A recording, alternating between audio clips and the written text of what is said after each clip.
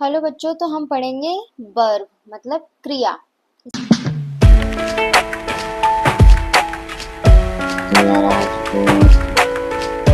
इसकी परिभाषा है, जिस शब्द से किसी काम का करना या होना पाया जाता है उसे क्रिया वर्ब कहते हैं।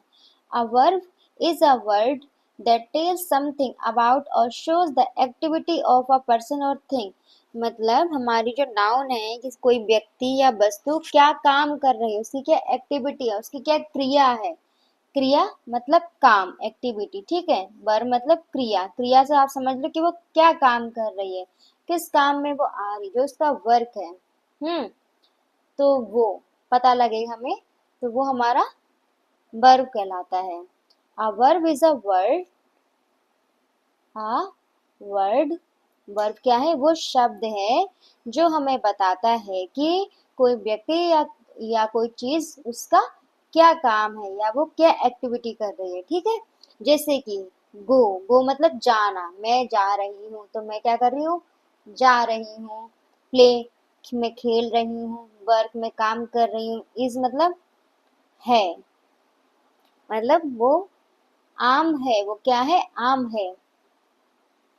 एम, ये है, ये मेन वर्ब हो गई, काम है, और ये हेल्पिंग वर्ब में आ जाते हैं, आगे हम बताएंगे। एम, वॉज, शेल, सी मतलब देखना, इस तरह से। अब आगे इनको हम अच्छे से पढ़ते हैं।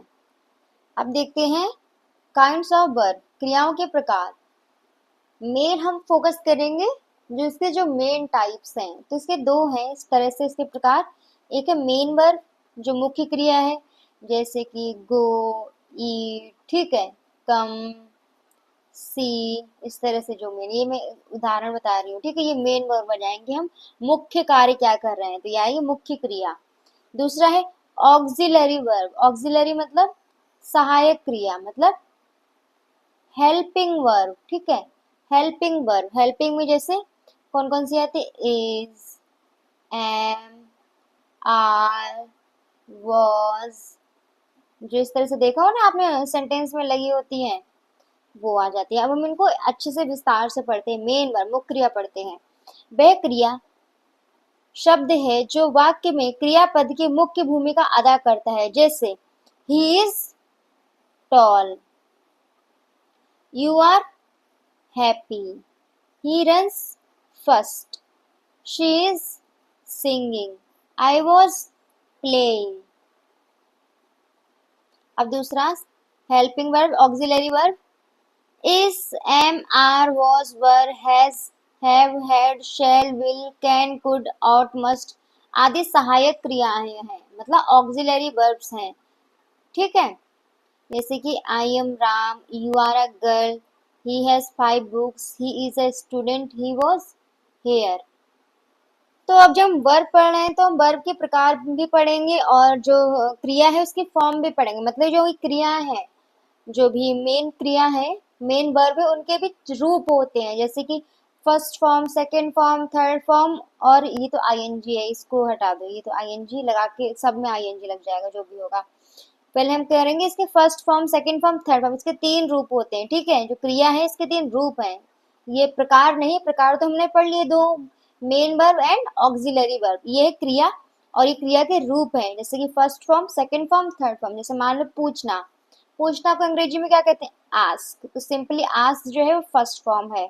सेकंड फॉर्म इसका बन जाएगा आस्क्ड, और थर्ड फॉर्म बन जाएगा आस्क्ड। इसका थर्ड और सेकंड और थर्ड फॉर्म सेम रहता है, और फर्स्ट फॉर्म रहेगा इसका आस्क। इसी तरह ये देखिए, बहुत लंबी आपको बहुत सारे क्रिया मिलेंगे, और क्रिया के बहुत सारे आपको अलग अलग उसके फॉर्म देखने को मिलेंगे। खरीदना, बाय, तो बाय फर्स्ट फॉर्म है, बाय का सेकंड फॉर्म बनेगा बॉट, और थर्ड भी बनेगा बॉट। पीटना मतलब beat, beat first form, beat का सेकंड फॉर्म होगा बीट, और थर्ड फॉर्म होगा बीटेन। इसका फर्स्ट और सेकंड सेम है, थर्ड बीटेन है। बिगिन मतलब शुरू करना, तो इसका सेकंड होगा बिगेन, और थर्ड होगा बिगन। लाना, ब्रिंग, ब्रॉट, ब्रॉट। तोड़ना, ब्रेक, ब्रोक, ब्रोकन। बता बनाना, सॉरी बनाना, विल्ड, विल्ट, विल्ट। आना, कम, केम, कम। काटना, कट, कट, कट। साफ करना, क्लीन, क्लीन, क्लीन। चिल्लाना, क्राई, क्राइड, क्राइड। पुकारना, कॉल, कॉल्ड, कॉल्ड। पकाना, कुक, कुक्ड, कुक्ड। ये सब आपको याद करनी पड़ेंगी, इस तरह से पकड़ना। कैच, कॉट, कॉट, करना। डू, डिड, डन, पीना। ड्रिंक, ड्रैंक, ड्रंक, खाना। ईट, एट, ईटेन, उड़ना। फ्लाई, फ्लू, फ्लोन, गिरना। फॉल, फेल, फॉलन, जाना। गो, वेंट, गॉन, देना। गिव, गेव, गिवन, पाना। गेट, गॉट, गॉट, सुनना। हियर, हियर्ड, हियर्ड, मदद करना। हेल्प, हेल्प्ड, हेल्प्ड, कूदना। Jump, jump, jump. तो इस तरह से मैंने बता दी। यहाँ पर बहुत सारी लंबी लिस्ट है ये, ठीक है, ये सब आप देख लीजिए। ये मैं अलग से सेपरेट से वीडियो डाल दूंगी इसकी। और अभी हम मेन अपनी जो वर्ब की है उसके बारे में बात करते हैं, ठीक है। तो बहुत सारी फॉर्म होती हैं। अब हम आते हैं अपनी हेल्पिंग वर्ब पे। हमने हेल्पिंग वर्ब में ये जान लिया था कि ये हमारे is, am, are, have, have, do, does, shall, will, can, cry, may, ये जो भी होती है सब इसमें आती हैं। बट इनको हम किस तरह से यूज करेंगे, मतलब टेंस हमारे जो होते हैं, जो वाक्य होते हैं, 3 प्रकार के होते हैं, प्रेजेंट टेंस, पास्ट टेंस और फ्यूचर टेंस, ठीक है।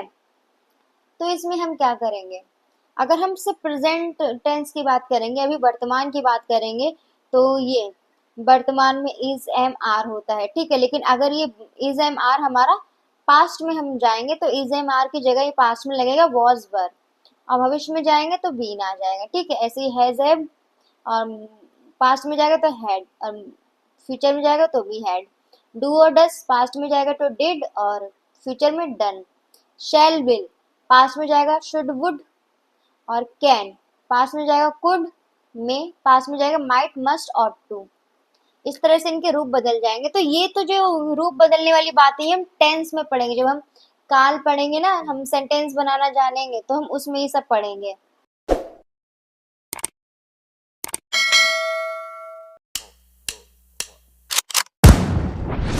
Call me a